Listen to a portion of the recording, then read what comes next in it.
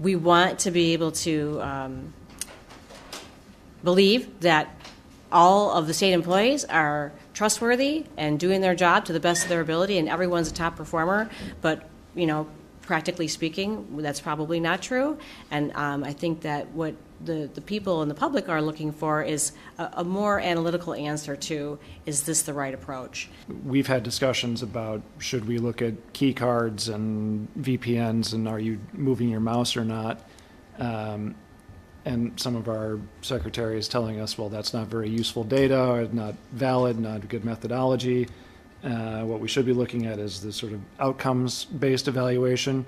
Does that jive with what you're generally suggesting to us as well? I think the performance management tools that I think some of the agencies heads have mentioned are good, but the thing is, I do think you need a productivity tool as well, because the problem with performance management sometimes is, A, are we sure that the managers are rating people correctly? So I run studies across sales organizations where some managers rate people really well when they weren't even hitting quota because they're like them.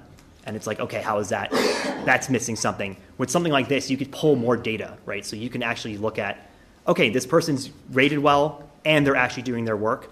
Oh, and also we could dig in the fact that in office versus remote, they might be better or worse, and we can then give them a plan of what's best for it. So I think the performance management is better than not having anything, but it needs to be applied to like what's driving performance and what is built into that. And like you were saying, yes, like key carding in and out and measuring that data is like it's probably not even accurate. I mean, if they're not, someone could key card in. I know a company that I worked with in insurance that people would key card in on Friday at 9:30 and they leave at 9:50 and no way to track it. So using these types of mechanisms and taking the data and synthesizing it into one common place can not just help understand performance within the agency, but also provide more context around it and also make better decision making around in remote versus in-person policy.